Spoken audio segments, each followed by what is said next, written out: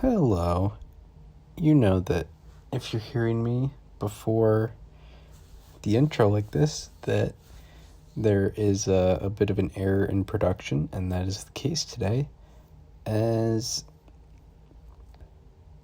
we were recording on my Snowball microphone.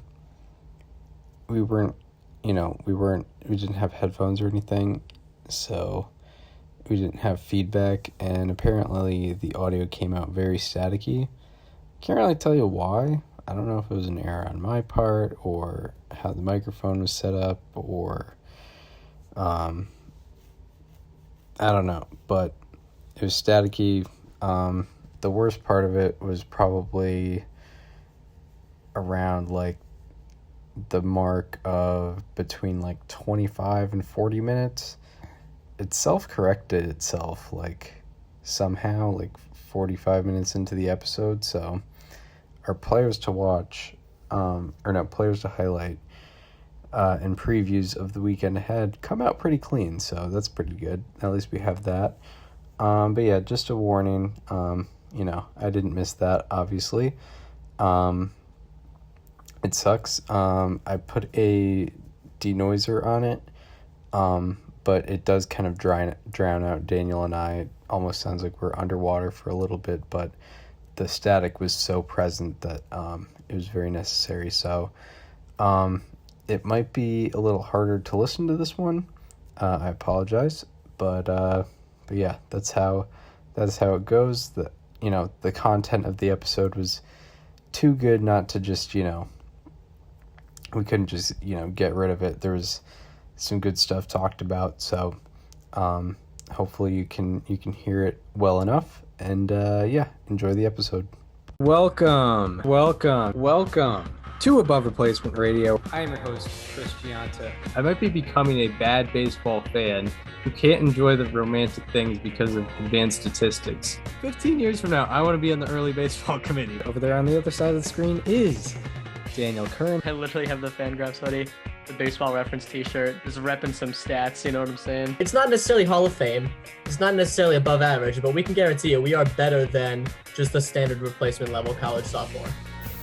And welcome to Above Replacement Radio, where we're talking baseball. Kind of whenever. I'm your host, Chris Gianta. Over there, across from me, as you cannot see on YouTube, unfortunately, is Daniel Curran. How you doing, Daniel? Chris, I am doing very well. We are doing our second episode since moving back onto the campus of Springfield College. And you know it's we're back on campus when we're recording at 9:30 p.m. on a Monday. Yeah, you have to embrace our name, or our intro, rather, kind of whenever. That kind of whenever that intro has changed frequently. So, sometimes it's been Tuesdays and Thursdays 3 to 4. Sometimes just Tuesdays 3 to 4 at the way beginning. Sometimes like Mondays and Thursdays, but kind of whenever. We've stuck with that for a while, and it's very true. And Monday at 9:30, we gotta do it. We're a couple of busy kids over here. Yeah, I mean, this is literally the only time that either of us have in the next week. So we gotta do it. It doesn't matter that I have homework to do tonight and I still have not started. Yeah, exactly. For reference, Worry about that later. We're seniors in college right now. Daniel is the president of our TV club here at Springfield College. I'm basically acting as sports editor of the school newspaper again, and my internship hasn't even started yet. So Where are you interning? I'm interning at Mass Live. Oh, hell yeah. Yeah. Yeah. But yeah. So that'll and Daniel's on Best of Broadway as well. He's out there being a Theater kid. Out there being a theater star. Yeah. For his final roundup of Best of Broadway. Yeah. So we're a couple of busy kids. We kind of have to do this whenever. But anyway, enough about us. There's been some big news sweeping the baseball world over the past week. Most notably off the field, and some news we like to see. Would you like to get into the minor league stuff first? So a lot has happened in minor league baseball with the whole unionization thing since we last spoke. I think the last thing we said about it was that the Major League Baseball Players Association and minor leaguers were going to work together to try to get them a part of the union. And I think we all kind of assumed that was going to be an uphill battle, even if both sides agreed that it was what was best. But on, I believe it was Friday, Rob Manfred announced that he will voluntarily recognize minor leaguers as a part of the MLBPA, which was, I was floored to hear that. Like, that was the last thing I heard. I felt anyone at MLB would say, let alone Rob Manfred. Like, he didn't even put up a fight. He didn't challenge anything. He was just like, "Oh, you guys like want more money and stuff? Well, yeah, absolutely." Yeah. Like, what? It's funny to think like, oh, it was that easy. But obviously, yeah, right. It's like, oh, we could have just asked this whole time. Yeah. But even though Rob Manfred already like canned a bunch of minor leaguers and put out a statement recently saying like, the ones that aren't good in the minors, they'll find other jobs, whatever. Right. Yeah. Like, what? I have to think about the reasoning of this. I think Rob Manfred is doing this for maybe a couple reasons. First of all, if you're on the other side of this, you just look so bad. And I mean, Manfred already has a bad reputation as the MLB commissioner. I don't think he cares about that. I don't think he cares about that. But it looks bad. It looks worse than the lockout, which is a lot to say. Yeah. Because minor leaguers, we've talked about it endlessly, have been underpaid, just working less than... Underpaid is an understatement. Yeah, like working less than minimum wage, like just not having a straight up living wage. So for them to unionize, which will in hand probably get them more money, is gonna help them out a lot, and it's not gonna hurt the owners really at all. Yeah, I mean, not only is it's gonna help them more money, but it also helps them become a part of collective bargaining negotiations. Yes. Like, minor leaguers get to now decide, or at least try to decide, what their wages are, and they have a say finally. Like, that's probably the biggest thing coming out of the union, obviously. Yeah. Not only would they be entitled to more money, but they can also fight for money if they want it. Yeah. I honestly think that, like, Manfred kind of, and the rest of MLB just saw that this whole thing was kind of just, it had gone too far. Like, they've been doing this, they've been paying minor leaguers like this for so long now, and it's obviously been very public information for like 3 to 4 years now that they get paid that much for that little. And I think Manfred's like, like we've done enough. Like it's time to surrender this one. I think that's probably how it went down. Like, I can't really think of a good incentive as far as money specifically for MLB to do it. I mean, like, I think that I think most owners probably see it as, we're gonna, our development system's gonna improve. It should, it has to. But I mean, for monetary reasons, which is really what much of what MLB considers, like, there isn't too much of an incentive to, abolish the antitrust agreements. You know what? Honestly, that was probably a thing too. Reason. Like, Rob Manfred voluntarily recognized the minor leaguers so that that's less pressure on him to abolish that antitrust agreement for Congress that was passed over a century ago. That Manfred has recently said, like, no, we can't do that. Like, that has to stay. Which that could end up happening too. That's to be determined because it's getting looked at through Congress right now. Yeah, exactly. And yeah, that was the next point I was going to make, was the fact that everybody kind of wins here. Like, with owners, you are going to get a better product. Like, you can't argue that, your AA players getting peanut butter and jelly sandwiches for lunch is going to help your product on the field. It's crazy. He was able to afford a salad, and now he's hitting better. He got Panera for lunch, and now his OPS is 950. It's before it was 600. It's wild. Yeah. When he doesn't have to stress about when his next meal is coming from, he's so much better on the field. Yeah. He had no bed bugs, and his ERA is below 2.5 now. Now that he's not living out of his car with 5 teammates, it's crazy what he's done. Yeah. So yeah, it's gonna help everybody out. With the antitrust thing. So yeah, that was passed over a century ago. It just hit a century. I'm pretty sure it was 1922. Yeah, it's been talked about. I know it was in the news like a few weeks ago. But I forget what the technicalities of it. Well, like, do you know like what it is? Yeah, I know it. Essentially, what it is, for those of you who don't know, is it allows Major League Baseball to pay their minor leaguers below the minimum wage. That's why it's an exemption. Yeah, Because the federal minimum wage is set at this, you have to pay your employees this, but because Major League Baseball has this exemption, they don't have to abide by those rules, and they haven't because why would they? yeah. Like, so Congress was going to examine that and determine what was going to happen. So yeah, I mean, yeah. So maybe this was kind of inevitable with that coming through, but it appears that minor league baseball will be recognized as part of the MLB Players Association, which is good because also like the some of the spokesmen of some of the higher people in the MLB Players Association obviously were at a point minor leaguers, and they can connect with every single one of those players. I know like Max Scherzer on the executive board right now. Yeah. It was very cool. I forget who it was. Oh, it was Andrew Miller was also on the board, and he retired right after the lockout ended. I was like, wow.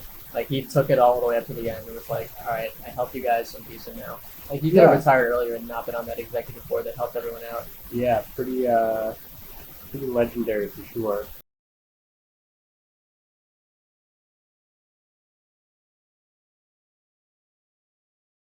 Yeah, I mean, he retired right after the lockout ended, and the last thing he did with Major League Baseball was help the players out, getting a pretty decent deal for them out of that lockout. Yeah, for sure. Like, he definitely a good piece. Definitely, like, that'll be part of his legacy, no doubt. Even if it's off the field, that in the 2016 postseason. It's like that'll be such a forgotten thing with Andrew Miller, but now that you're listening, you know what he did. Now you know. As the Giants and Braves broadcast starting. By the way, we'll have that on background. It's Alex Cobb versus Spencer Strider. I know this is being released, on Tuesday, 13th, but it's just a fun pitching matchup. So if you need a visual, we're inside of one of our classrooms. Yeah, which is just like a big computer lab. It's not that big. It's got like 16 computers in here. Yeah, but there's a big TV that hooks up to one of the computers, and I logged into my MLBPA, and we got Giants Braves right in front of us as we are recording this. Yes. So yeah, minor leaguers will be unionizing in a way. I know that was mentioned a couple weeks back of like, oh, they just have to vote and they'll be part of the union. And now Rob Manfred is out there supporting it. Maybe it was inevitable, but either way, fantastic news. So then another off-the-field thing, which more people are talking about, are rule changes for 2023 and beyond. The big things are pitch clock, the banning of the shift, and bigger bases. Bigger bases. What are your thoughts? What are your thoughts on the rule changes? I mean, let's start with the pitch clock. Yeah. Thank God, finally. Yeah. Long overdue. I've been begging for the pitch clock for a couple of years now. I think those who have been to minor league baseball games over the last couple of years have seen how effective it is. I'll tell just a personal story to give you an idea on the pitch clock. So last April, I had to get my tires changed because I had snow tires for the winter, and I was getting changed back into regular tires. So I went to the auto shop, and I was in like the little waiting room, and there was a TV on with the Woo Sox game playing. Yeah. And they were playing like an afternoon game, and I sat down. It was maybe like the third or fourth inning, and my car took about an hour and a half to get done. The game was over when I was out. Yeah, it was over. Hour and a half, third inning. It was over. Right. I think the total time of the game was like 2 hours 8 minutes, and it was like a 4-1 ball game too. Like, it wasn't an outrageously low scoring affair. Yeah. I mean, for reference, Game 3 of the 2013 or 2019 World Series was a 4-1 ball game, and it was 4 hours. Yeah, it's not that it's going to save 2 hours off, especially in the playoffs. But like, minor league games move so smoothly, and I think like this pitch clock, like, I think a lot of players will be against it early on, but then we'll kind of forget about that in July. Like, that's kind of just what happens with a lot of those kinds of storylines. Like, remember the dead ball back in April and May? Has anyone said a word about that since then? Yeah, I don't know. Also, like league spin rates are suspiciously going back up to like Right. 20 like early 2021 numbers, and no one's saying a word about them. Yeah, exactly. Like, no one cares. Nobody cares. People cared for like two months, and they were like, "Oh yeah, I forgot about this." Oh yeah. Like, remember in 2021 when like the sticky stuff was like the biggest scandal in baseball, like Yeah. bigger than the Astros sign stealing, was the biggest thing since the steroid era. I bought into it so hard. I was like, We all did. Like the league batting average was like 235. I was like, this is jumping up into the 260s, no doubt about it. And it's like, oh, the league offense is at its lowest since 2014. Wow. Yeah. Yep. Like that's how it's been. That's how it's been. Alex Cobb's the Philippine first pitch sinker. Yeah. Who knew Alex Cobb would just be blowing 96 first pitch of the game. But yeah, the pitch clock. We are the biggest fans of, because it's like, there's purists, and I do get it, and I do understand that, like, especially with with runners on base, pacing does matter. But I think most of why the pitch clock is necessary is not because a guy has come set and he is. It's not because a guy has come set and he's like trying to disrupt the timing. He's probably looking in for the sign, maybe stepping off the mound, rubbing his hat. It's just that it's going to reduce that more. It's going to reduce that. I don't think it's going to affect the strategy and the pacing of runners. There is another rule that will mess that up a little bit, which we'll get into. But do we want to get into the shift? Well, I want to keep talking on pitch clock. Yeah, that works. If you've followed baseball like moderately in any way for the last like 10 years, you've probably seen a chart over that time of like the average time of game since like 1990, and you've seen it progressively go up, but like a very sharp increase over the last like 5 years or so, maybe 10 years, 5 years. Yeah, and the game isn't any different than it was in the 90s. Like, we're still playing 9 innings. There's still 27 outs. There's no bottom of the ninth if the home team is winning after the top of the ninth. Like, the game hasn't changed. The only thing about roughly the same offense. It's the same game. It's the only thing is there's more time between pitches. So the pitch clock, you're shaving 22 minutes off the game, but you're not getting rid of any of the game. Yeah, exactly. Like, that's how it is. It's not like the MLB decided, hey, the game's going to be 7 innings. Yeah, exactly. Like, that's not... I don't know. It's so stupid that Rob Manfred's been trying to tackle pace of play for so long, and it took him 6 years to come up with the pitch clock. Right. I mean, what else has he done? He did, like, the limited mound visits. He did the intentional walk rule. Well, I remember the 1 foot in the batter's box rule that just was abandoned. That one got forgotten very quickly. Yeah. That like, was so not think about everything Rob Manfred has tried before just being like, well, I guess I'll go with the obvious solution. It's tried in the minors. Oh, this is fantastic. Oh, this actually works really, really, really great. Yeah. What's that statistic? You shaved 26 minutes off the game. Yeah. That's average. Like, that is a huge sample size. Like, 26 minutes doesn't seem like a whole lot at a 3-hour game, but that's average in like a thousands of games sample. Yeah. Like, that is a tremendous amount of time to be shaven off, because 26 minutes of average, that means there's like 2-hour, 15-minute games on the regular. Right. Like, that doesn't exist in Major League Baseball. Like, this year, we had the first sub 2-hour game since, I think, like 2012 or something like that. Right. And that was probably normal in the 90s. Oh, absolutely. Yeah. Normal in the 90s. But yeah, with the pitch clock, I think people will appreciate it for sure, especially when you're watching on television, which are most of the fans at a given game. It's just there's gonna be more action. Like we said, there's still gonna be 27 outs. The team who scores the most runs is still gonna win. And I don't think it will affect the mind game of base running, timing, as much as maybe the skeptics would say. There is There definitely will be a learning curve with it though. Yeah. Like maybe also one thing that's very important that in my experience I've seen a couple people getting tripped up on. So it's 15 seconds with the bases empty, 20 seconds with runners on base. That time starts when the pitcher gets the ball back. Yeah. It's not as soon as the ball hits the catcher's glove, boom, 15, get it back, step on, Right. do all that. It's the pitcher gets the ball back, gets back in his glove, 15 seconds. Yeah.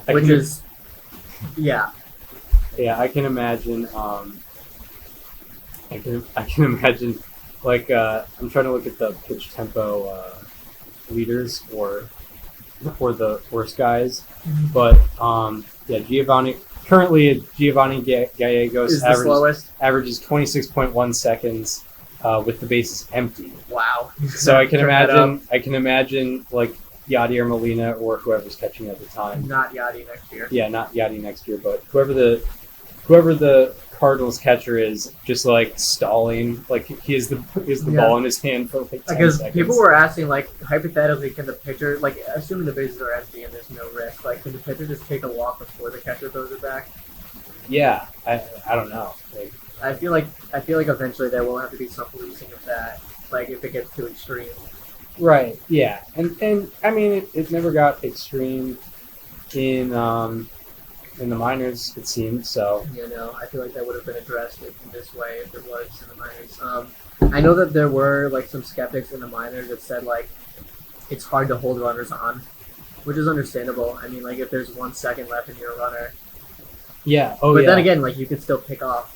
However, yeah, you could hit a buzzer beater. Yeah, on a pickoff.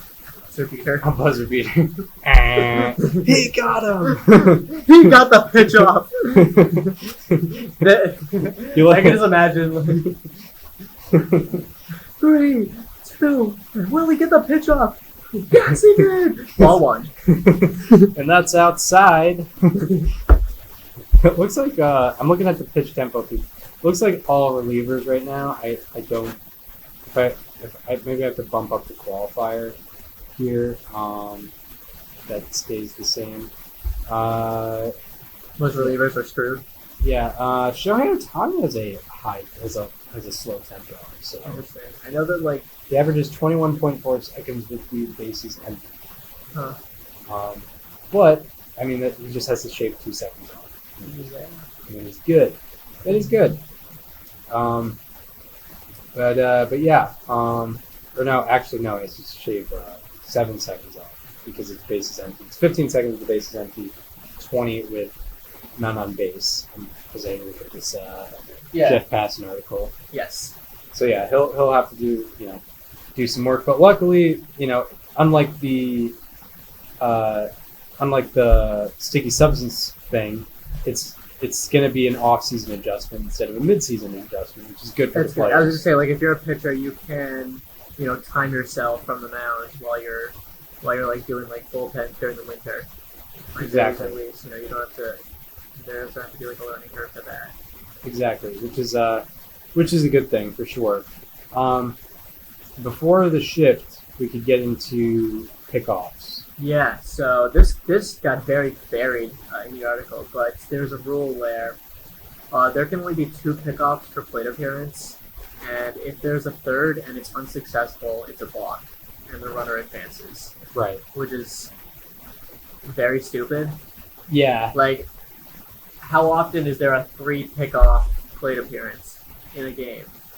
It's maybe 10%. It very, very rarely happens. Like, Yeah. You're not gonna, you've already shaved 26 minutes off the game. Why go another 30 seconds? Yeah, and that's the thing where it's like, oh yeah, you are kind of messing with the strategy. There's also with pickoffs. That's an extreme, like a third pickoff. That's extremely important. You're trying to hold a runner that is otherwise going to take second. I'm sure John Lester's very happy that he's out of the game when this got implemented, because if after the second pickoff, every runner is going to take like a 50-foot lead. Exactly, it's going to be more than halfway to the base. They're just gonna steal second and taking leads. Yeah. Yeah, exactly. But yeah, this whole thing, I don't appreciate it. I know you don't appreciate it, because this actually messes with the strategy, and it's so rare that it's not actually going to contribute to the slowing of the game, really. It's going to be kind of unnoticeable.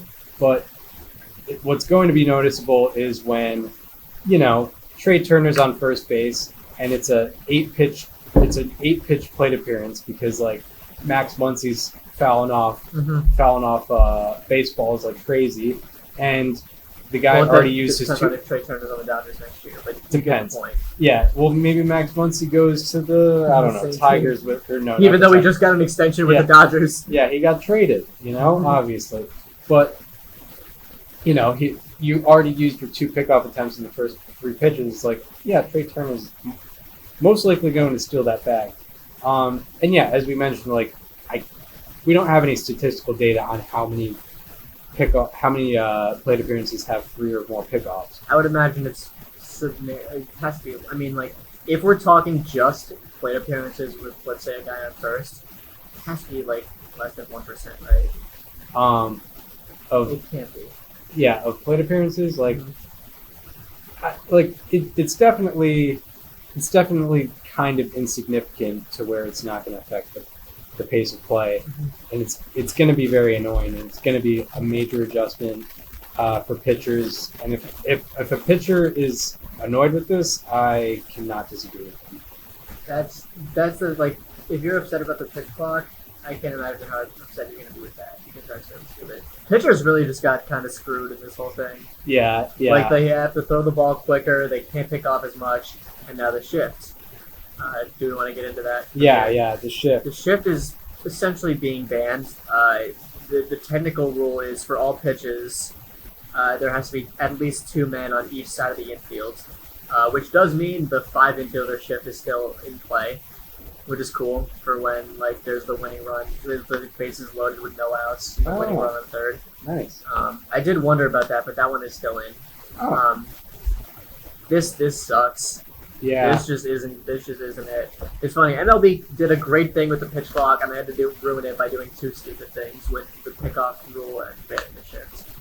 Yeah, the shift thing, it's interesting, and I'll just say, just looking at basic baseball savant data, the most affected teams by this will be the Blue Jays, Dodgers, and Astros, according as far as they shift the most on defense, right? They shift the most. Which teams get shifted the most? I don't know. It's probably not much of a correlation, but I haven't found it. The teams that shift the least and will be least affected by this are White Sox, Brewers, Rockies, Guardians, and Orioles. Okay, Orioles are interesting because Orioles.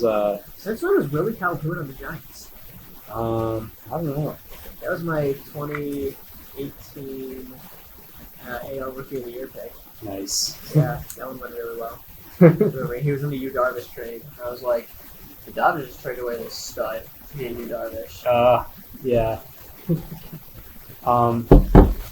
Yeah, the shift. I don't know. It's interesting. Like you get a lot of different opinions from a lot of different types of baseball fans on the shift. It's pretty weird. Yeah. Well, first we should talk about our experience at Camden Yards.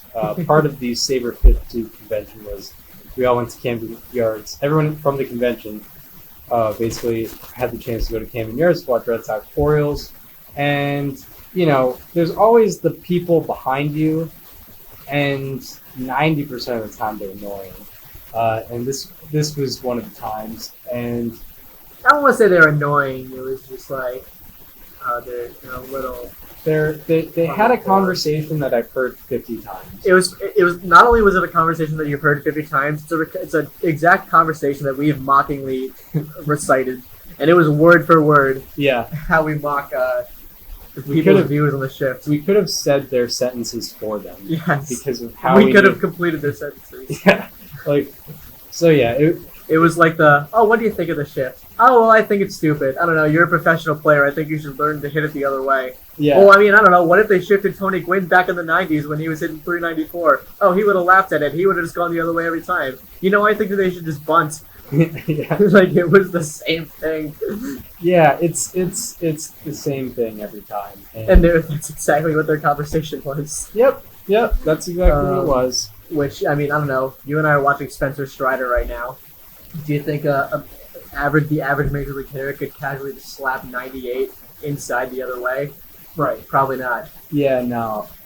Because, I mean, pitchers they strategize with the shift, obviously. Yes. Like, when you're shifted to hit to the left side, the pitcher's going to pitch so that you hit it to the left side. It's so simple. You just hit it the other way. Like, Yeah, I don't know. You're just a Major League Baseball player. You're facing a Major League Baseball pitcher. That doesn't matter, though. Yeah, Corbin Burns, I know, like, that 97-mile-per-hour cutter is going in on you as a lefty, but you could hit it the other way. Yeah. I'm sure. You could get a hold of it and, like, shoot it through the gap. Yeah, exactly. Yeah, every single time. Exactly. Yeah, it's definitely going to make things harder for pitchers.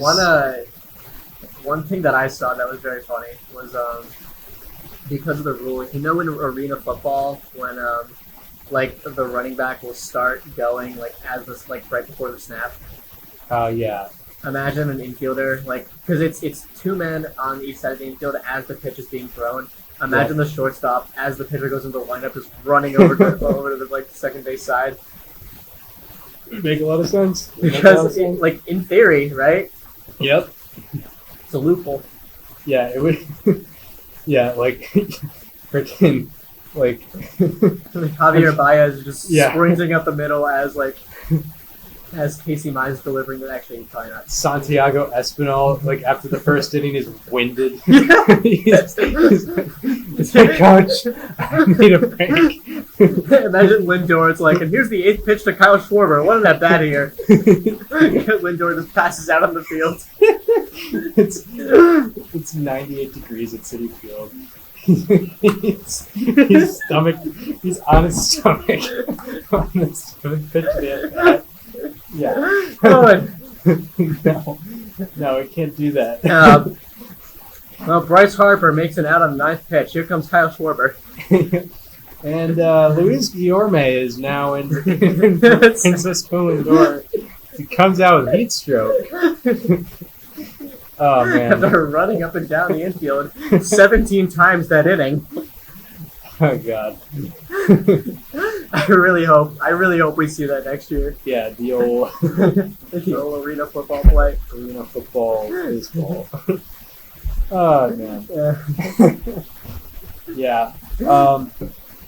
Yeah. The shift will be the shift not being there. It'll be funny. I mean, I wonder if batting average on balls and play numbers are going to go up. Oh, they have to. Because like if you look at like the shift like over the years, it's gone up significantly since like 2020.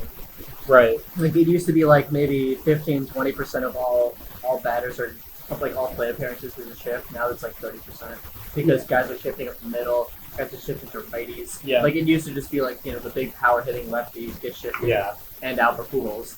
Now it's a lot more than that. Yeah, it will be funny though when Bryce Harper comes into the plate and hits a ground ball to the direction of the shortstop and the shortstop's actually there and it's like, oh wow, that's an out. Because there definitely will be more hits happening than not happening, but there will be hits taken away by. I guess one thing that I guess it'll very much be dependent on the case whether it's my team or not. But like anytime you see a ball up the middle on TV, you're like, oh, that's a hit, and then there's a guy right there, it's just like, oh, it's not a hit. Yeah. Like you get that like 1 millisecond of hope, and then it just cuts to the behind pitcher's mound angle. It's like, oh, the shortstop doesn't have to move. Oh yeah. You hate to see that. Because on the other side, it's like, okay, he's there. Xander Bogaerts over the first. Yeah. That's a third out of the inning. But yeah. This should. It'll be interesting to see this. I can't even imagine it. I can't even imagine it right now. It's gonna be very good. It's gonna be interesting. There have been kind of like independent studies on who's been affected the most by shifts, and I heard it was Corey. Shout out to Mark Simon. Yeah, once again. Yeah, shout out to Mark Simon, 2-time guest of sports. One time has medicine person. Yeah, has medicine person. I guess technically more than once for like on one event. He actually got a shout out on the Rangers broadcast yesterday for a study he did on Corey Seager and Marcus Simeon. where Seager had lost 24 hits to the shift this year, the most in majors. It was funny because I was definitely like the only person in all of the Northeast watching the Rangers game yesterday. Right. First day of NFL football. Like I guess maybe people in Buffalo that weren't watching the Bills and were watching the Blue Jays instead, but but they definitely weren't watching the Rangers broadcast in their case. And I was kind of I had it on as background noise when I was doing some work in this very room. I just hear Sports Info Solutions, Mark Simon, dude. I was like, huh? Yeah. I know that guy. Because like he mentioned to us that like he's involved with like the Tigers and the Giants and sometimes the Mets. And I was watching the Blue Jays and Rangers. Right. Don't ask why I was watching that game with everything else on Sunday, but that was the one that I had up. Yeah. Corey Seager, like, he's always been heavily shifted against, and his expected numbers usually trail, or his actual numbers usually trail his expected numbers, and that's especially the case this year, as his actual WOBA is 42 points below his expected WOBA, and I'm looking to see how often he is shifted as I try to get this data. So it appears that Corey Seager has been shifted 93.1% of the time. Or at least 93.1% of pitches, which is insane. I mean, like pretty wild. So it's not at the top like towards it. I know Carlos Santana is always at like 98%. Yeah. So those guys will probably benefit. And by the way, Seager's WOBA minus expected WOBA on those it's a 44 point difference there, and if I look at batting average, it's a 44 point difference in batting average as well. Like he's expected to be batting 44 points higher against those shifts. But yeah, so there are guys that benefit, but I personally like. I don't know how I'll feel about it until I actually see it in action. Yeah. But I could end up not hating it. But also, like, how I see it now, like, I don't see a problem with just the shift being there for a while.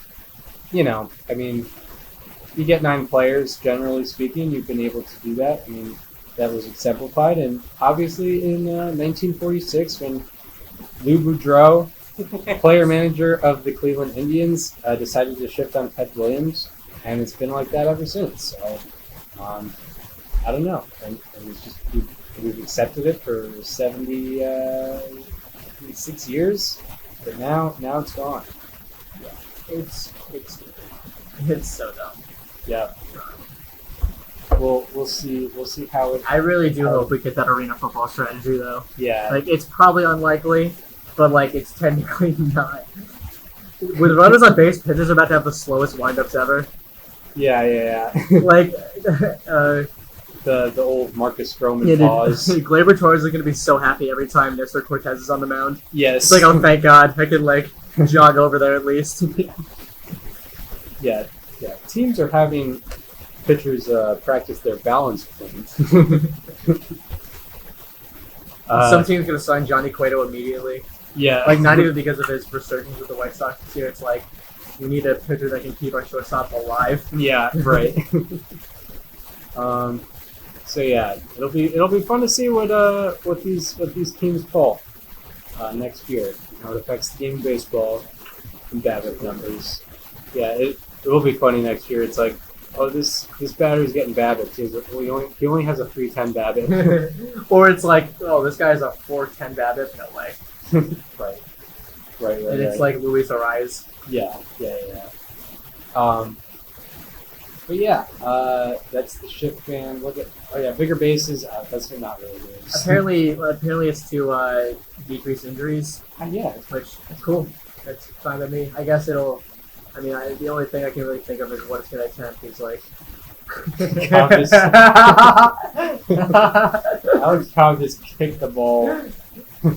Well, the funnier part was Michael Harris bunting against the shift. So we were just talking about that. That's true. You won't be able to do that much longer. Yeah, take advantage of it. Dude, you hit 2 home runs yesterday. Just do it again. Yeah. Why can't you do that? You're a major leaguer. Just go deep every single time. Exactly. That's what got you there. What was it? Yeah, the bigger bases. I think the only thing I can really think of it affecting is like some bang plays. Yep. Yeah. Which, whatever. That'll be a very minimal, unless it happens in a big moment where it's like, I don't know, some guy steals a base in the ninth inning, down 1, and it's like just barely safe. It's like, you would have been out last year. Yep. They had these bigger bases. Yeah, imagine a Dave Roberts moment happens. Yeah, once again, pitchers getting screwed there. Yep. Yeah, true. Which, I mean, I think it'll probably be a somewhat rare occurrence. Yeah. And to be honest, people will probably forget about it. The bases, it'll be, I guess, a few inches bigger. Right. Like on each side. Yeah. So, yeah.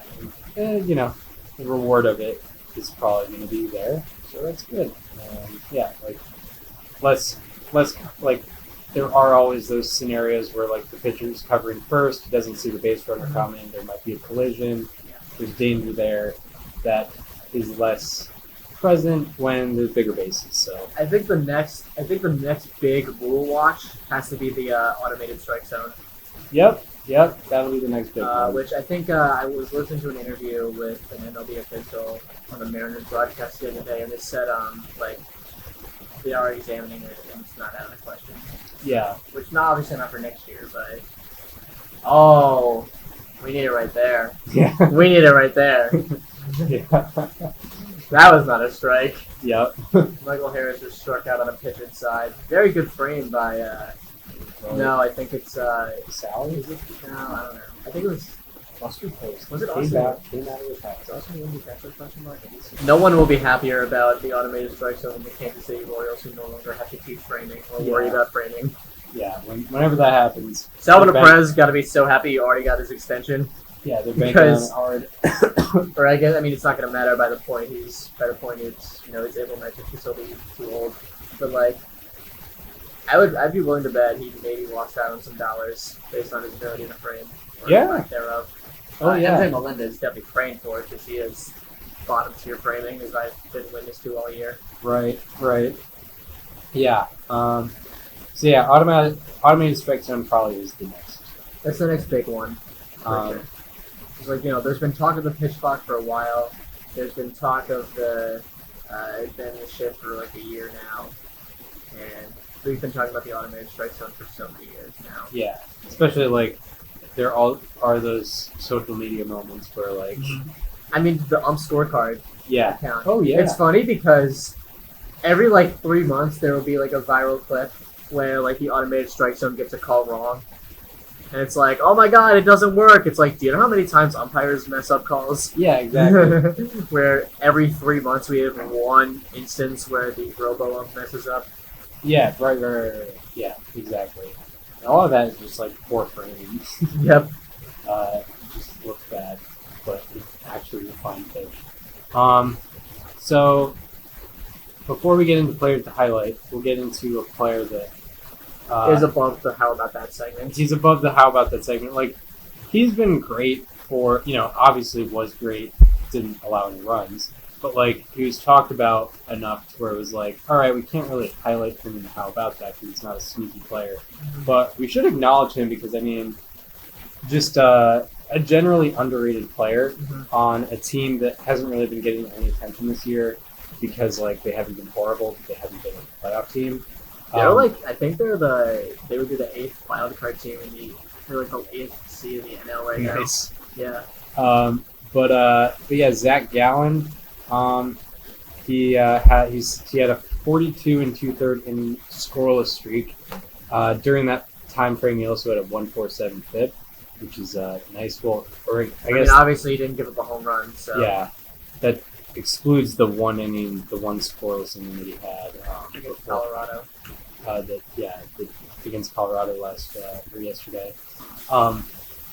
Yeah, but also Colorado, I think looks so weird. Also, his strikeout minus walk rate went from 17% to 27% for that scoreless streak, which is pretty solid. Or 16% to 27%. Pretty good. I'm gonna check this out. I'm gonna look in deeper into this, but this Colorado line that he had yesterday was so weird.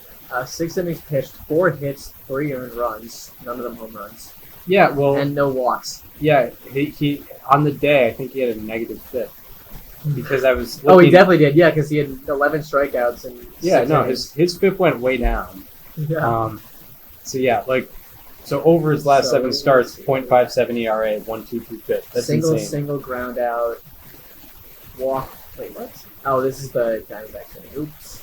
Yeah, so Okay. Single, strikeout, double. Okay, that makes sense. yeah, It was very funny because he had an amazing fifth inning. It went single, strikeout, double, strikeout. yep. Like, you couldn't ask for anything better from an F4 perspective. But from a V-Wars perspective, you're like, man, he's getting beat up out there. Yeah. Zac Gallen. Yeah, he had 42 and 2/3 innings, scoreless I innings, think it was more than that, actually. or maybe a little more than that. I think it was 41 and a third coming into the Colorado game. And then he had a scoreless first, a scoreless second, a scoreless third, and then did not record an out in the fourth before he gave up a run. So 44 and third. 44 and a third scoreless innings. Yeah. Overviewing his career before this, I mean, he didn't have really a full season before this, as like 2020 was his best season. Had a 2.75 ERA, 3.66 FIP, 10.3 strikeouts per 9. Got Cy Young votes, finished 9th in the Cy Young in 2020. And last year he was kind of injury riddled. He just didn't look like himself. Gave up a decent amount of home runs. Looks like 19 home runs and 121 third innings pitched, and had a 4.30 ERA. And now he's back to himself. And overall in the year, this didn't just come out of the blue. Just overall in the year after this scoreless streak, he has a 2.50 ERA. He's definitely going to get Cy Young votes this year. Yeah, he 100% is. How many innings does he have? Oh, 158 and 2/3. Yeah, no, he's easily. He's almost qualified. Yeah. Good for him. Yeah, it's good to see he's 26. I mean, He's also entering ARB1, so that'll be interesting. Yeah. See what he gets out of that. Yeah, we're looking at a guy who is, he's definitely a great future arm. Well, he's a current arm, but he's going to be good for a good amount of time, hopefully. Yeah, I'm looking at. I mean, he leads the majors in hits per 9 currently, 5.9 with a 4.8 or 4.08 strikeout to walk, 0.6 home runs per 9. Like, he's doing just about everything well as a pitcher that you can imagine. The only thing you can maybe ask for is a little more than 9.2 strikeouts per 9, which even then, that's very nitpicky.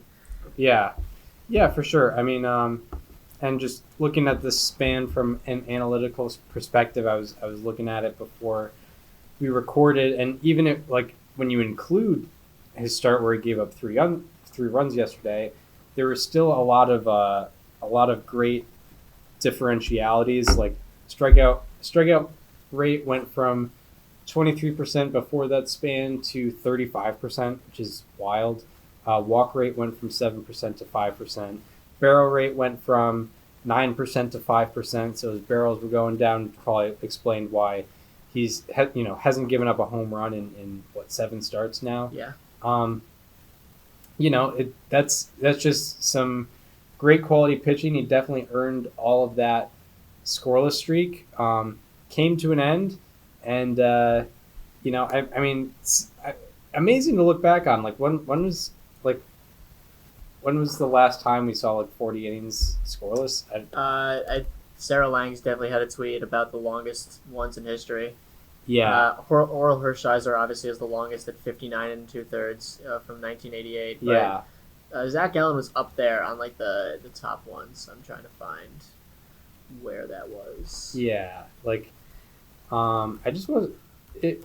If it were like any other team, it would have just been. Here it is. Okay, so the longest single season scoreless innings pitch streak of the live ball era since 1920. It goes 1988. Oral Hershiser at 59 innings. Don Drysdale 1968 at 58 innings. It shouldn't count. Yeah. I'm just kidding. 1968 Bob Gibson 47 innings pitched. 2015 Zach Greinke 45 and 2/3. 1933 Carl Hubble at 45 1/3. 1950 Sal Magile at 45, and then 2022 Zac Gallen at 40. So yeah, 44 1/3. it had been 7 years, and before that, and it had been before Zach Greinke. It had been since the 1980s with Oral Hershiser. Which is the best one? Like, yeah, I mean, this is a very significant thing, and I mean, this should, like, obviously not this type of scoreless streak, but this success should be ongoing for Zac Gallen. I mean, Absolutely. He's going into ARB1. He's got. I would love to see what Arizona tries to do, because the only player they have really locked up long term is Ketel Marte. I guess Nick Ahmed as well, but that contract won't be going too much longer. And they got Marte for a very team friendly deal. It's probably. I mean, I would say it's too late to do that with Gallen, but I also would have said that with Marte after 2019. right, yeah, and I mean, they obviously had Corbin Carroll come up. Is he still on the MLB roster? Yeah, he was. By the way, the Diamondbacks have Fangraphs had this exact headline, so I'm gonna repeat. I'm basically plagiarizing here, but the Diamondbacks have left-handed hitters for days. Oh yeah, Josh, like just looking at their lineup right now on Fangraphs, Josh Rojas, Dalton Varsho, Jake McCarthy, Ketel Marte switch hitting, Corbin Carroll, Alec Thomas, Geraldo Perdomo, who's a switch hitter, Cooper Hummel, who's a switch hitter, Sergio Alcantara, who's a switch hitter. They got so many of those left-handed bats. yeah, his like the MLB squad, the Diamondback squad is definitely very interesting. They got Carroll coming up. Who's wicked fast, by the way. Yeah. Is Seth Beer like panning out at all, or Is he? I don't even see him. Oh, he's in the minors. But he is a lefty, as is Pavin Smith, who I believe is on a rehab assignment currently. Christian Walker is like a weird, like really good player. Yeah. He's 31, so he's not like a young buck, but I mean, he's not. I've been wondering over. if he might be a trade piece this offseason.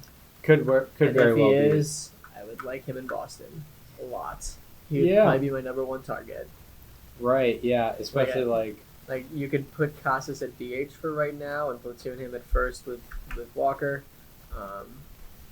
But I don't know. The Diamondbacks very well could keep him as well, because he is, I believe, going into ARB2 next year. yeah. The Diamondback status right now is kind of odd, and it's like it would be kind of weird to like fire Torey Lovullo right now. Also, Yeah. yeah. Shout out to former Red Sox bench coach Torey Lovullo. I have his autograph, by the Hell way. yeah. Hell yeah. I think I have John Farrell's. No, Yeah. it's a lie. I took a picture with him. I did not get his autograph. It's almost better. Yeah. But yeah. Do we want to get into players to highlight? I do want to get into players to highlight.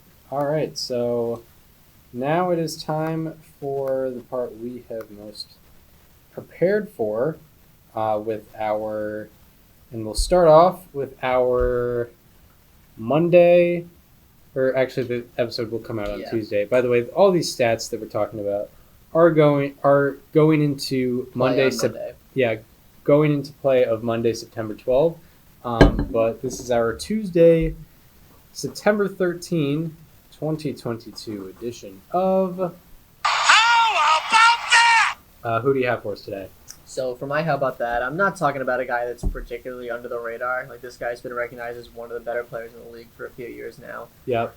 But he's performed exceptionally well over the last 3-4 weeks. I'm talking about Bo Bichette, Nice. who since August 21st is slashing 415, 473, 781 for a 1253 OPS and a 255 weighted runs created plus. I would say that all leads to majors, but unfortunately Aaron Judge does exist. The only thing he leads Judge in is batting average, and Judge has him everywhere else. Yep. His 2.0 F4 over the span is tied with Aaron Judge, however. That's a double by Willie Calhoun. 4 years too late. Anyway, he's tied for Aaron Judge with the most in the majors with 2 F4 over the span. Before the span, Bo Bichette had a ground ball rate of 47.6%, and in the span, it is down to just 34.8%. Coming into the month of September, he had never had a ground ball rate below 38% in any month of his career. And in September, it is at 21.6%. That is 17% below his previous low points in his career in a month. But that is also the 18th lowest of any major leaguer. That is the 18th lowest ground ball rate that any major leaguer has had in a calendar month this year. Minimum 25 batted balls, of which, by the way, there are 1,766 qualifiers, and he is 18th. That's like top 1%. Yeah. All of those ground balls, by the way, are being replaced with line drives and fly balls. And when I say that, I mean he literally does not have a single pop-up in September. Yeah. Wow. So that means throughout all of September, 78.4% of his batted balls have been line drives or fly balls. That ranks second on that same list of 1,766, only to Mike Trout's June. And I would imagine it probably is up there on the leaderboard since the pitch tracking era, but sadly I was not able to get those numbers because my computer crashed because the list was absolutely massive, because it's every month that a major leaguer has minimum 25 batted balls, so minimum 10,000 on that list. But unfortunately my computer was not able to find that. But I am willing to bet it was top 10, absolutely. 78.4% of his batted balls have been line drives or fly balls, which is nuts. On said batted balls, he is casually batting .724 with a 1621 slugging. That average ranks 16th on the list of 1,766, and that slugging percentage ranks 20th. Wow. Bo Bichette. How about that? Yeah, when you're throwing out a name like Bo Bichette, you got to come with some high quality stats, and that's exactly what you did. Mm-hmm. Bo Bichette, he just had a 3-homer game recently. Yeah, he's big timing right now. Mm-hmm. By the way, gotta love Spencer Strider, a friendly F4 start right now. Yes. He's got 2 strikeouts, no walks, but he's given up 2 runs in 1 in the 3rd innings pitch. So just keep that ball in the yard, Spencer. So anyway, my how about that is a player who is playing on the team against him currently. It's Yandy Diaz of the Tampa Bay Rays, known corner infielder for a while. In his last 22 games, he is hitting .387 with a 1089 OPS and a 203 weighted runs created plus. Out of 166 qualifiers in the span, his average ranks 4th, on-base percentage ranks 2nd, OPS ranks 7th. Pretty sure he's a 500 OBP. Or OPS does not rank 7th. That's old. And weighted runs created plus ranks 6th in his last 22 games. Out of 168 players with 50-plus batted balls in the span, Diaz's expected WOBA ranks 6th. So that's how you know his expected numbers are on track with his actual numbers, which is, it's not fluky what's going on here. Diaz's strikeout rate has gone from 11%, which was already microscopically low, to 7% in this span. Out of 166 qualifiers, his strikeout rate is 3rd lowest, and his walk to strikeout ratio is the highest out of 166 qualifiers in his last 22 games. He has 2.33 walks for every strikeout, and the next best is 1.6. So he's 0.73 above the next best. His whiff rate has gone from 14.3% to 9.7%. He's only swinging and missing at 9.7% of his swings in this span. League average is around 25%. Out of 247 hitters with 100-plus pitches swung at in this span, Yandy Diaz's whiff rate is 5th lowest out of 247. His chase rate in the span is also 17.2%, and out of 154 hitters to see 150-plus pitches out of the zone in the span, that chase rate is 5th lowest. Also, his average exit velocity has gone from 91.4 miles per hour to 94.3 miles per hour, and his hard hit rate has gone from 46% to 59%. In the span, his average exit velocity ranks 10th, and his hard hit rate ranks 6th out of 168. Along with that, his line drive rate has gone from 23.8% to 29%, and his ground ball rate has gone from 51.4% down to 43.5%. So an 8.1% drop in ground ball rate, which you always love to see. I remember I think it was 2020. He had like a -8 average launch angle. Yeah. I mean, ground balls aren't great. The league average on ground balls is around like 300 or something, or league slugging on ground balls is around 300. And the last stat I have on Yandy Diaz is he has the only 22 game span in Rays history with 10 plus doubles, 14 plus walks, and 6 or fewer strikeouts. You just pull a span finder. Yes, Yandy Diaz. How about that? Outstanding work. Thank you. So now we'll go from the highs to the lows, where we're talking players or subjects that have been underperforming with our Tuesday, September 13, 2022 edition of Slightly alarming. Who do you have for us today? So my slightly alarming is playing in the game that we're currently watching. Yep. And I was really hoping that it would sync up to where he's batting while I was talking about him. Unfortunately, it doesn't look like it's going to be the case. However, he did strike out earlier in the game. I'm talking about Matt Olson of the Atlanta Braves. Since August 28th, he is slashing 073, 224, 146 for a 371 OPS and an 8 weighted runs created plus. During that time, that average is the worst among the 168 qualifiers. His slugging percentage is also dead last, and his weighted runs created plus is 5th worst. That's Matt Olson having the worst slugging percentage among qualifiers since August 28th. That's about like a, 2-3 week span now. That's pretty bad. During the month of September, 57.1% of all pitches thrown to him have been out of the strike zone. That is the highest of any month for him since July of 2017. And I would take it he probably didn't play a lot of games that month because it was at like 70%. Right. So I'm guessing that was a very small sample size. And this obviously isn't a great sample size either. We're only at September 12th, but still, I mean, he's played roughly 10 games this month, and that's been the case.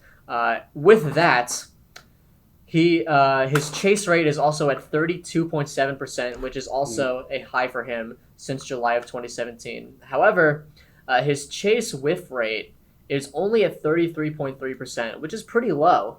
But that's actually kind of not a good thing because he has 9 batted balls on pitches out of the zone. He is 0 for 9 with 1 batted ball having a launch angle between 0 and 27 degrees. So he's not making good contact when he chases. And unfortunately, when he chases, he's making contact a little too much. Yeah, that sucks. Matt Olson. Slightly alarming. During the entire at-bat that I was watching, I was like, oh my god, what if he hits a home run? Yeah. That'd be so awkward. Yeah, that's the Homer Simpson in the bushes moment. If he homers next at-bat, that's got to be the ultimate buzzer beater. Yes. He's not due up for a while. Because he's batting 4th, and I believe the 8-hitter made the last out for the Braves. Yep. How about that? No, it's not. Or no, my slightly alarming. I've done that a couple times. Sometimes my brain I just goes feel like you've definitely done it, and I didn't correct you. Yeah. Yeah. Well, we do that. We do that a lot sometimes. Sometimes I listen back and I'm like, that's not right. But yeah, my slightly alarming is Ketel Marte. In his last 33 games, he's hitting 172 with a 465 OPS. Second baseman for the Diamondbacks, by the way. Very recently mentioned on the show. Yeah, second baseman / outfielder.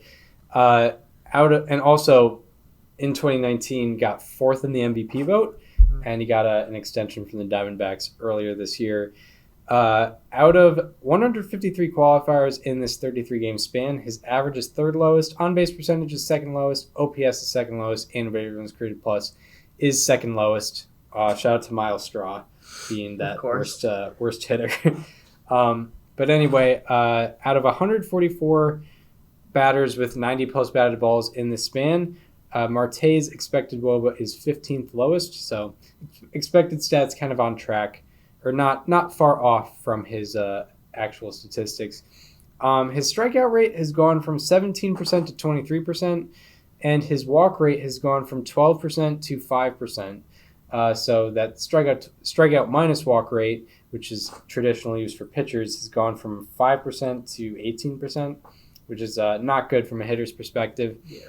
And it was weird looking at Ketel Marte stats because, his whiff rate was within 1% of what it was before the span. Mm-hmm. His chase rate was within 1% of the span. So I had to dig a little deeper.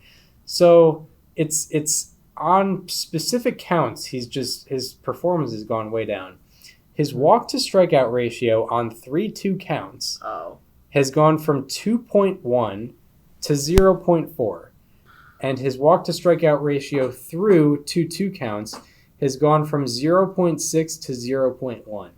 So it's kind of weird how Ketel Marte has been struggling and getting more strikeouts and less walks. But all you can really look at is how he's performing late in counts, and he's just becoming easier out, I guess, on 3-2 counts and 2-2 counts. So just watch out for that. Ketel Marte. Slightly alarming. Just look at this highlight. Alex Cobb, ground ball given up. Ground ball hit from Eddie Rosario. Yep. They did call it a hit. Yep. That's how it is. Unfortunately, he did get.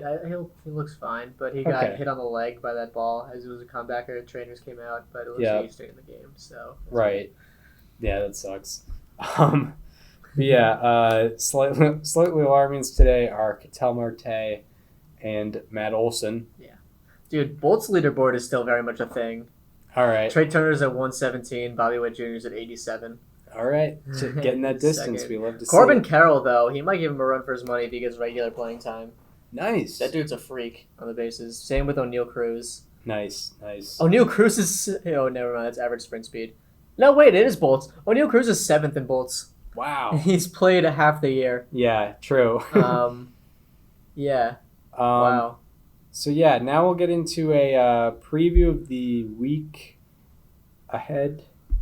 Yes, he has 91 competitive runs and 42 bolts. Wow. That's nuts. It is the week ahead, not the weekend ahead, as I had to think. It is week. Where's Corbin Carroll at? What I'll talk about with series to watch, he's got 15 bolts and 20 competitive runs. Some of these series started on Monday night, obviously, and a lot of the games are completed.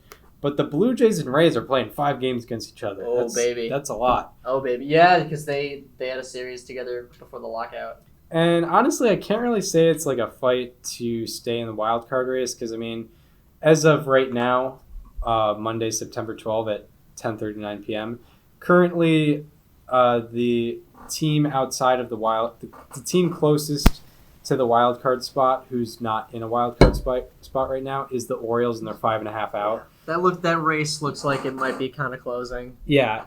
Only thing I could say on it, the 6 playoff teams, is, minus the AL Central, I guess, is this could be a playoff series preview where the fight for home field. Yeah, Blue Jays and Rays could be the 4 and 5 seeds who face each other in a 3-game set, which they did that 2 years ago, which we kind of forgot about. They did.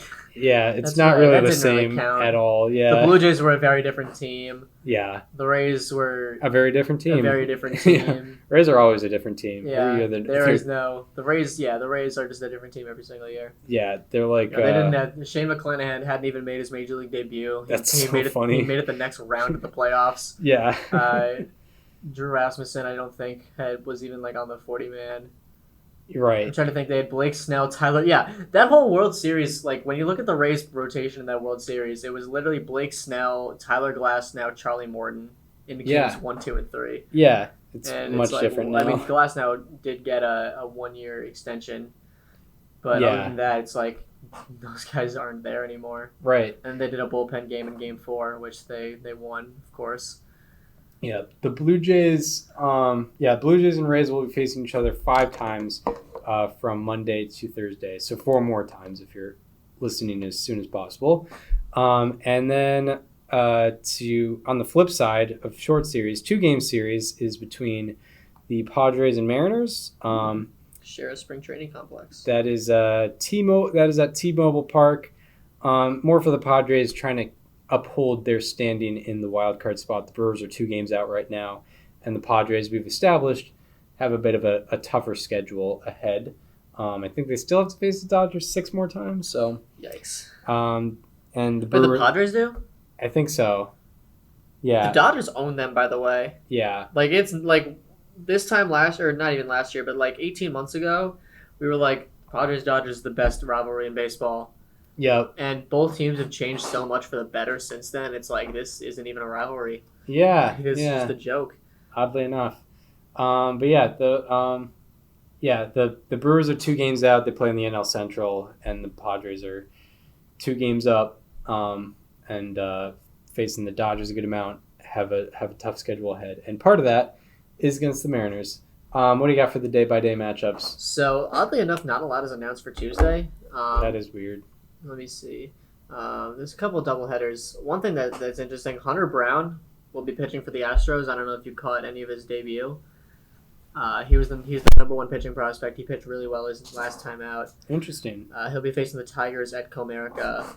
It's an AJ Hinch reunion. Absolutely, yes, even though it's in Comerica. Yeah, I know. Sandy Alcantara will be facing the Phillies at Marlins Park. He'll be going against Bailey Falter. Jacob deGrom will be facing the Cubs at Citi Field. He'll be facing Adrian Sampson. Nick Pivetta will be pitching for the Red Sox against the Yankees at Fenway. The Yankees have not announced their starter. Joe Ryan will be facing the Royals for the Twins in Minnesota. Jordan Montgomery will be facing the Cardinals for the Brewers in St. Louis. Chad Kuhl and Michael Kopech will be facing each other in the classic White Sox-Rockies rivalry.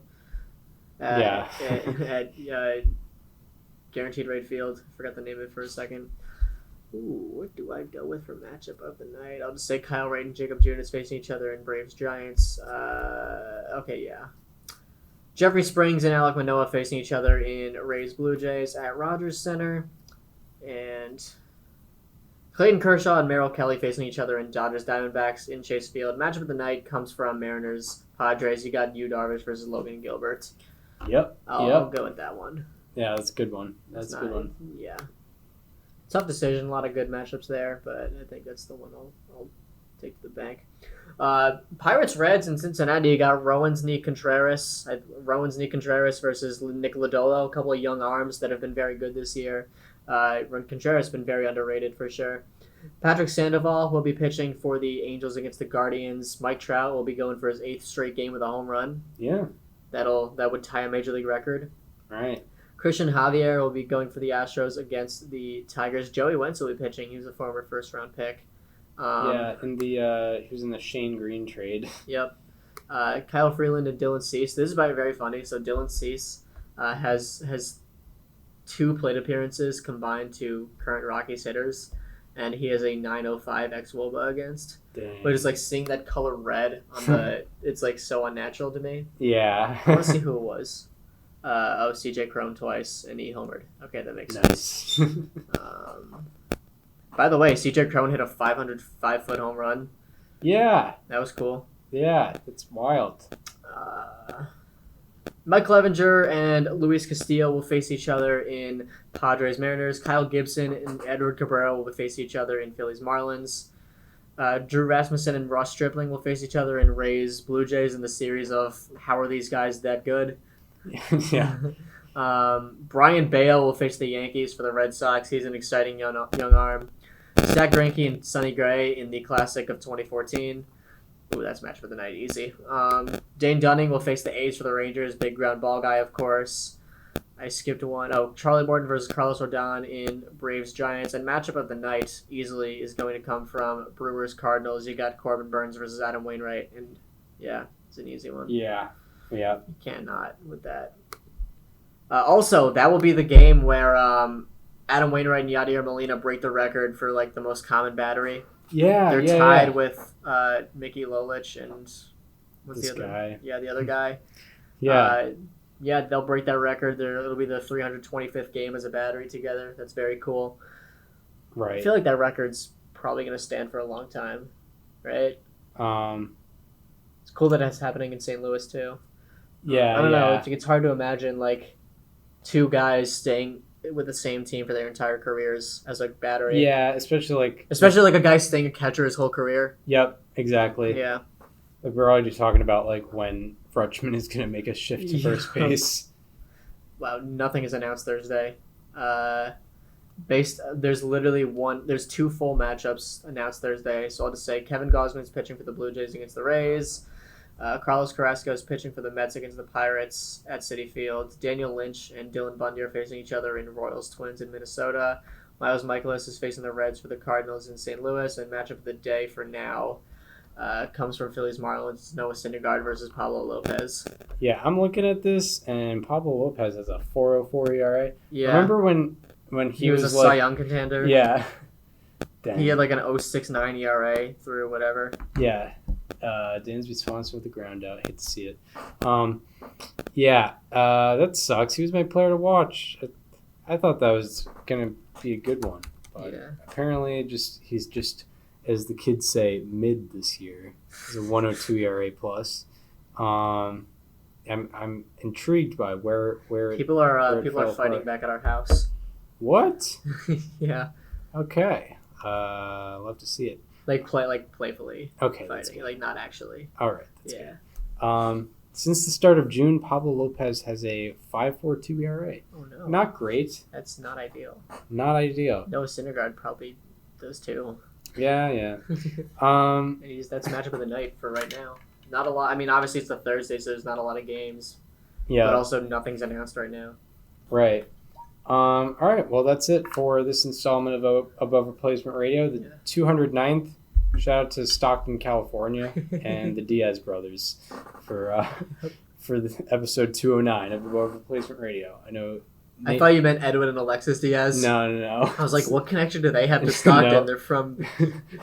No, Nick Diaz. Nate Diaz got a win. You can't just say the Diaz brothers on a baseball podcast and not make me think of Edwin and Alexis. Yeah, I'm sorry. But yeah, episode 209. That'll do it. If you want to follow us on social media, follow me on Twitter at Chris_Gianta. Follow Daniel on both Twitter and Instagram at Daniel_Curran, and follow the show on Instagram at Above Replacement Radio for all the show needs. We hope you enjoyed this one, and we hope to see you next time, where we will be talking all the happenings in Major League Baseball once again. See you then. I'm so excited for episode 518.